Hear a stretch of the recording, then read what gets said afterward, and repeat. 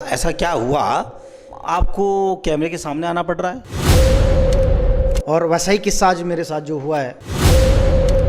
एक सफाई कर्मचारी मुझे दवाई देने जा रहा, तो ज़्यादा पेन हो रही है तो मैं आपको इंजेक्शन भी लगा देता हूँ। तो मैं बड़ा हैरान था कि एक सफाई कर्मचारी पूरा ट्रीटमेंट कर रहा है, तो उन्होंने जब बोला कि मैं स्वीपर हूँ, मैं तो हैरान रह गया।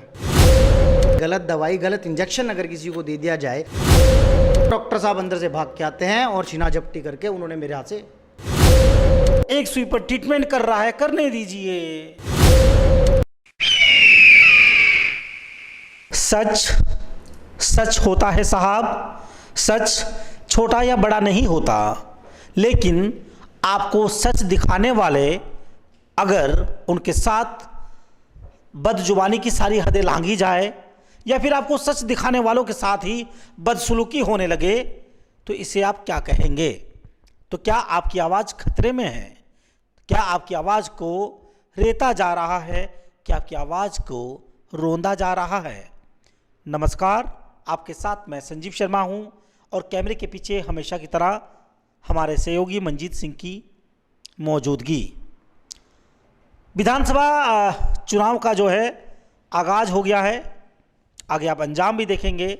और ये चुनाव कई मसलों पर, कई मुद्दों पर लड़ा जा रहा है, लेकिन इस बार एक और मुद्दा भी है, वो है स्वास्थ्य। हिमाचल का जो राजनीति है वो कितनी स्वस्थ है ये आप देख रहे हैं, लेकिन हिमाचल का जो स्वास्थ्य है वो कितना स्वस्थ है ये हम आज आपको बताएंगे। खास चेहरा हमारे साथ मौजूद है, युवा पत्रकार है, युवा साथी है, लेकिन आज जो उनके साथ हुआ ये एक शुरुआत है। मुकेश जी, शुक्रिया हमें ज्वाइन करने के लिए। धन्यवाद संजीव जी, आपका शुक्रिया। और मैं सवाल पहला ये कि भैया, आज एक पत्रकार की दहलीज पे आना पड़ रहा है अपनी बात रखने के लिए। नौबत क्यों आ रही है मुकेश जी?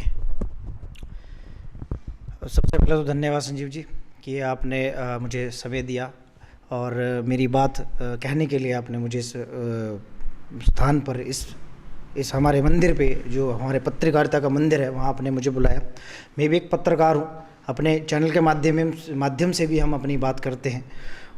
पर आज जो एक बात हुई है एक पत्रकार के साथ, तो एक पत्रकार साथी का साथ इसलिए ज़रूरी है क्योंकि कल को ये किसी भी पत्रकार के साथ इस तरह की अनहोनी हो सकती है। अब सवाल ये कि भैया हुआ क्या, ऐसा क्या हुआ कि आज जो है आपको कैमरे के सामने आना पड़ रहा है, आपको कैमरे की जद में आना पड़ रहा है, आपको सवालों के घेरे में आना पड़ रहा है? संजीव जी, आप जानते हैं, काफ़ी समय से आप मुझे जानते हैं कि मुझे गलत के ऊपर आवाज़ उठाने मैं हमेशा आगे रहता हूं। और वैसा ही किस्सा आज मेरे साथ जो हुआ है। मेरा पैतृक गांव बरोग मिनेडी में मैं था। पिछली रात कमर में दर्द उठा, तो सुबह दवाई लेने के लिए 11 बजे के आसपास मैं हॉस्पिटल पहुंचा। तो मैं वहाँ देखता हूँ कि वहाँ पे जो सफाई कर्मचारी हैं, हमारे लोकल गांव के बंदे वहाँ पे जो बैठे थे, तो मैं जाके वहाँ बैठ गया क्योंकि मुझे लगा कि शायद कोई अभी डॉक्टर वगैरह है नहीं। तो वो भाई साहब मेरे पास आए कि भाई जी आप किसके लिए आए हो? मैंने बोला मेरे कमर में दर्द हो रही है।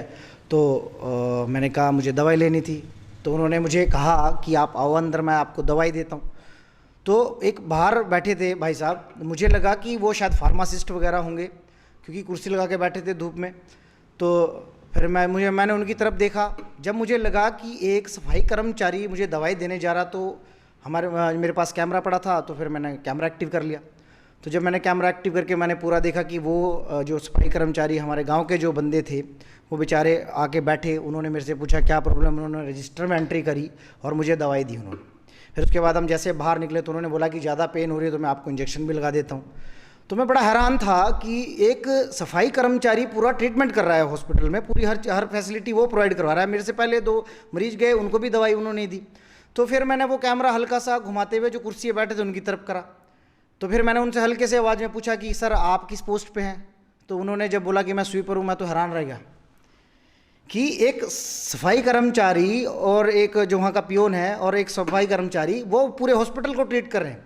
10 बेड का पीएचसी हेल्थ सेंटर हमारे धाटीधार में 10 पंचायतों को जहाँ पे स्वास्थ्य सेवाएं उपलब्ध होती है, एम्बुलेंस वहाँ पे 108 खड़ी है। उसके बाद भी जो वहाँ पे स्वास्थ्य सेवाएं दे रहे हैं वो एक सफाई कर्मचारी जो बेचारे +2 पढ़े, जिनको मेडिसिन की सॉल्ट की नॉलेज नहीं होगी। तो फिर मैं बड़ा हैरान रहा और मैंने सोचा कि चलो मैं चलता हूँ। अब गांव के बंदे थे, लोकल बेचारे, किसी के बोलने पे अगर आ जाए, अब जो डॉक्टर ही नहीं वहाँ पे, कोई फार्मासिस्ट नहीं, तो वो तो बेचारे देंगे दवाई, क्योंकि उनके तो कलीग लोग वहाँ पे खड़े थे। तो मैं वहाँ से जैसे ही आने लगा कि मुझे लगा कि मैं सीएमओ साहब से इसके बारे में बात करूँगा। फिर मैंने जैसे ही वहाँ से निकलने लगा उतने को डॉक्टर साहब वहाँ पे पहुँच गए। 12 बजे की बात थी, पौने 12 बजे की बात थी। जैसे ही डॉक्टर साहब आए, फिर मैंने कैमरा उठा के उनसे सीधा ये पूछा कि सर 12 बजने को आए हैं, आप इस टाइम दफ्तर में आ रहे हो, और जो दवाइयाँ अभी तक मरीज को दे रहे हैं वो सफाई कर्मचारी, अगर किसी तरह की अनहोनी किसी के साथ हो जाए, गलत दवाई गलत इंजेक्शन अगर किसी को दे दिया जाए, अगर वो हैपनिंग गांव वालों के साथ किसी के साथ हो जाए, तो उसकी जिम्मेवारी किसकी होगी। तो मैं सवाल पूछते पूछते उनसे 2-3 बार मैंने पूछा, वो ऊपर चले गए। फिर जैसे जैसे मैं पीछे उनसे पूछने के लिए गया तो मैं, वो जो स्वीपर बाहर बैठे थे, क्योंकि उन्होंने मुझे बताया था, तो जब मैं कैमरे पे लाइव आया तो मैंने उनसे पूछ लिया कि आप किस पोस्ट पे हो, तो उन्होंने बोला मैं स्वीपर हूँ। उतने को डॉक्टर साहब अंदर से भाग के आते हैं और छीना झपटी करके उन्होंने मेरे हाथ से कैमरा छीन लिया। कैमरा छीन लिया तो वो वीडियो बंद हो गई और मैंने वहाँ से फ़ोन उठाया। मैंने उनसे पूछा आपने ऐसे कैसे हाथ डाल दिया। बोलो बतेरे आते हैं बतेरे जाते हैं, जिस मर्जी को दिखा तो उस वीडियो को कोई फ़र्क नहीं पड़ता। मैंने अपनी पत्रकारिता के अधीन रहते हुए मैंने चुपचाप वहाँ से अपना, एक्चुअली मेरा लोकल घर था, गांव था, सब मुझे वहाँ जानते थे। वो जो बेचारे वहाँ पे कर्मचारी थे वो भी मुझे जानते थे। उन्होंने एकदम अनमोल भाई आप ऐसा मत करो, आप वहाँ से चल। मैं जैसे कैसे करके वहाँ से निकल के बाहर आया। जब मैं हमारी दुकानें वहीं पर थोड़ा सा दूर वहाँ पर रुकता हूँ आगे, तो मैंने अपने बड़े भाई साहब मेरे वो लोक मित्र गेंद चलाते उनसे डिस्कस करी। तो उन्होंने बोला चलो गाँव का मामला है, ज़्यादा बोलना नहीं चाहिए। तो फिर थोड़ी ही देर में वहाँ पे एक लड़का आता है कि वो आपके खिलाफ़ FIR करने जा रहे हैं। मैंने कहा किस बात के लिए, कि आपने उनके साथ हाथापाई करी। मैं इतना हैरान रहा सर कि एक डॉक्टर साहब 12 बजे हॉस्पिटल में पहुँचते हैं, उसके बाद भी वो, मैंने जब सवाल पूछने पे मेरे से जवाब देने की बजाय उन्होंने मेरे साथ वो मेरे छीना झपटी करी और फिर वो मेरे खिलाफ़ FIR करने चले। उनको ये पता लग गया कि ये बंदा पत्रकार है तो ये कहीं ना कहीं डाल देगा। जब इतनी बात हुई तो फिर मैंने भी अपना पक्ष रखने के लिए उस पूरी न्यूज़ को हाईलाइट कर दिया वहाँ पे। तो भैया आपको इतना क्रांतिकारी बनने की आवश्यकता क्या थी। एक स्वीपर सर्जरी कर रहा है, करने दीजिए। एक स्वीपर ट्रीटमेंट कर रहा है, करने दीजिए। आप अपना हाजमत दुरुस्त रखिए ना, क्या फ़र्क पड़ रहा है साहब। जो हो रहा है उसे होने दीजिए। सच कोई देखना नहीं चाहता। आप कह रहे कि लो भैया सच देखिए, लो भैया सच देखिए। पंडित जी ऐसा चलेगा क्या। संजीव जी देखिए, जब मामला मेरे गांव का होता है, धाटीधार का होता है, पीएचसी सेंटर की डिमांड जो हमारी बहुत पहले से थी, मेरे पूर्वजों ने, मेरे दादाश्री ने लड़ाई कर कर के वहाँ पे जो है वो पीएचसी हेल्थ सेंटर बनवाया है। लोगों की सेवाओं के लिए वो प्राइमरी हेल्थ सेंटर बनाया है।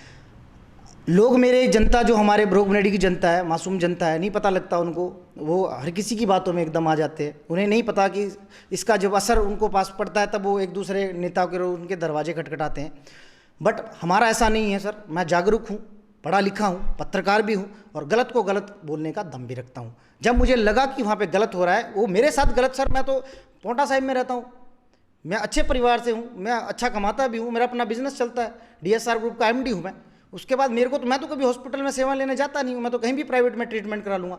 पर जो एक गरीब का बच्चा जो वहाँ पे दिन रात, जिसको इमरजेंसी पड़ती है, वो दवाई लेने जाता है और उसको गलत दवाई अगर गलती से वो दे दी जाए, वो बेचारा कर्मचारी गलत नहीं है। क्यों? क्योंकि उसको तो दबाव है, वहाँ पर कोई डॉक्टर नहीं है, तो इमरजेंसी में पैरासीटामोल उठा के देगा ही देगा। पर गलती से अगर किसी भी बच्चे को वहाँ कुछ हो जाए तो उसकी रिस्पॉन्सिबिलिटी किसकी। ये चीज़ जब मुझे बुरी लगी तो मैंने वो कैमरा उठा के उनसे सवाल किया। ऐसा तो नहीं है कि जो परंपरा चलती आ रही है, जो सिस्टम में चलता आ रहा है, कहीं ना कहीं आपने उस परंपरा को तोड़ने की कोशिश की है। संजीव जी, बात परंपरा की हो या बात लोगों के सवाल या आवाज़ उठाने की ना उठाने की बात हो, उस चीज़ से अगर मैं अपनी पर्सनल व्यूज़ आपको रखूं, आप भी पत्रकार हो, मैं भी पत्रकार हूं, आप जानते हो कि हम लोग देश का चौथा स्तंभ है। बात मेरे घर की हो या बात समाज की हो या बात कहीं की भी हो, जब हम किसी चीज़ को गलत देखते हैं तो वहाँ आवाज़ उठाना हमारा फ़र्ज बनता है, चाहे वो परंपरा के विरुद्ध हो, चाहे वो समाज के विरुद्ध हो। अब एफआईआर लद गई आपके खिलाफ, मुकदमा हो गया जैसा आप कह रहे हैं, है ना जी। कहीं ये सच दिखाने की, सच बताने की एक बड़ी कीमत तो आप अदा नहीं कर रहे हैं। देखिए सर, वो मुझे सुनने में आया था जब मैं वहाँ से अपनी दुकान से वापस जा रहा तो पुलिस वाले भी वहाँ बैठे थे। अब एफआईआर हुई है नहीं हुई है, मेरे को अभी इस तरह का कोई कॉल पुलिस विभाग से अभी आया नहीं है। और अगर इसकी कीमत मुझे चुकानी पड़ रही है या मुझे वो बुलाते हैं, मैं परेशान होता हूँ, या मेरे साथ किसी तरह की हरासमेंट वो करने की कोशिश करते हैं, तो अगर मेरी सिर्फ इतने से बलिदान से वहाँ की सेवाएँ सुधर जाएँ तो मेरे लिए तो बहुत खुशी की बात होगी सर। तो भैया अगला कदम होगा क्या? जाना तो हमें भी पड़ेगा ना, अगला कदम क्या होगा? सरकार से हमने गुहार लाई है कि देखिए, एक पत्रकार के साथ जब इस तरह की हरकत वो कर रहे हैं तो जो वहाँ के मरीज हैं या जो वहाँ की आम जनता है उनके साथ कैसा व्यवहार होता होगा, एक सोचने वाली बात है। मेरा सिर्फ रिक्वेस्ट सरकार से, स्वास्थ्य विभाग से मेरा सिर्फ ये रहेगा कि इस तरह के जो डॉक्टर्स हैं और जो जिनका इस तरह का रवैया है उनको कड़ी से कड़ी उनके ऊपर जो है कार्रवाई की जाए। और ये इस तरह के दिशा निर्देश जो है हर डॉक्टर्स को दिए जाने चाहिए। देखो, डॉक्टर का दर्जा एक भगवान का दर्जा होता है, हम लोग मानते हैं इस चीज़ को। डॉक्टर का बिहेवियर कैसा होता है, पढ़े लिखे एजुकेटेड जो बंदे होते हैं उनका रवैया कैसा होता है। तो अगर उस तरह के डॉक्टर भी हैं तो अगर इनको छोड़ दिया जाए तो ये पूरी डॉक्टर कौम की बदनामी होगी। और मैं ये बिल्कुल नहीं चाहता कि हमारे भगवान जो हैं दागदार हो। तो इस तरह के अगर जो डॉक्टर हैं उनके ऊपर तुरंत और सख्त से सख्त कार्रवाई की जाए। चलिए, शुक्रिया हमें ज्वाइन करने के लिए। तो मुकेश रमोल साहब थे, किसी चीज़ को लेकर वो दवा लेने गए थे, तो भाई साहब दवा तो नहीं मिली। हाँ, उनका जो मर्ज है वो बढ़ गया। जो सामने हो रहा था, उनकी खुली आंखें, उनकी नंगी आंखें उसे देख नहीं पाई, क्योंकि साहब पत्रकार की आंखें पत्रकार की होती है, वो समाज का आईना होता है। जो वो देखता है वो कोशिश करता है कि वो आपको बिना लाग लपेट दिखाए। जो कुछ हो रहा था वीडियो आप स्टिंगबाज पर देख लीजिएगा और अपने ही स्तर पर आप वीडियो की जांच करें, देखें, वीडियो को आगे करें पीछे करें, कहीं से भी आप वीडियो को देख लीजिए। सच पता लगते हुए यकीनन आपको देर नहीं लगेगी। खैर, अब जो है इस मसले को लेकर जो पत्रकार साथी है वो गुस्से में है। गुस्से में इसलिए कि भैया सच दिखाने दीजिए ना, सच तो सामने आना चाहिए। अपने सहयोगी मंजीत सिंह के साथ संजीव शर्मा, पोंटा साहिब, स्टिंगबाज।